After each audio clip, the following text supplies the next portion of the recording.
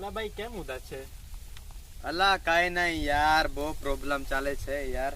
હવે પેલી છોડીને જતી રહે, પછી એના પછી ખેતરોમાં કામો, યાર એકદમ હેરાન થઈ ગયો છું યાર.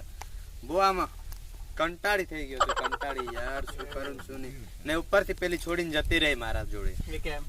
એ કે તારા પાસે આઈફોન નહીં. આ છે તો ખરો આ મોબાઈલ યાર, એને કેવો આવે ફોન જોઈએ? અલા આ તો સેમસંગ નો છે. પણ મોબાઈલ તો કેવાય ને યાર, આ બી ફોન જ કેવાય ને. તો મોબાઈલ કેવાય પણ આ તો સેમસંગ નો છે. આઈફોન અલગ આવે. અલા આઈફોન પણ આ બી આને અગાડી આઈ લગાડી દેમ તો બી ફોન જ થઈ ગયો ને યાર. આઈફોન છે ને એક કંપની આવતી છે જે આપણા ઇન્ડિયામાં ટોપ લેવલ ની બ્રાન્ડ છે.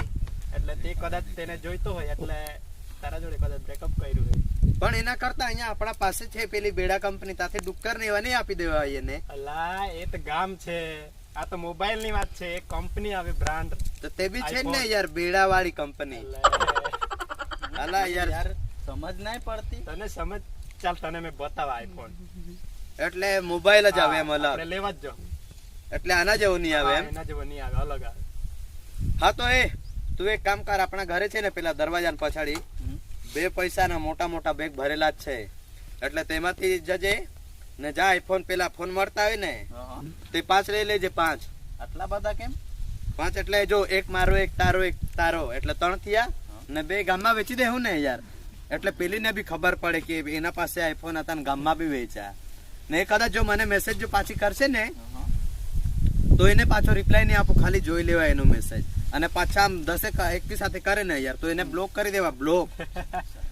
અને બ્લોક કરે ને પછી પાછી આપણે બેન પાર્ટી લાવશું ને એના ઘરના સામેથી રેલી કાઢશું. આમ આખો દિવસ તાજ આપણે નાચા કરવાનું, બધાને પીવડાવી દેવાનું. પછી જ એને ખબર પડશે. એટલે એને ખબર પડશે. તમે બધી એની તૈયારી કરી દેવાની, બરાબર? એ તો હવે મેસેજ કરશે જ લા.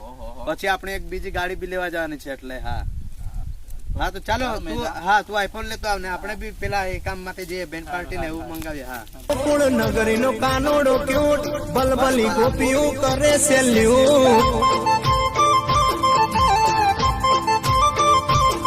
મારી ગોકુળ નગરી નો કાનોડો ક્યુટ બલબલી ગોપીઓ કરે સેલ્યુટ.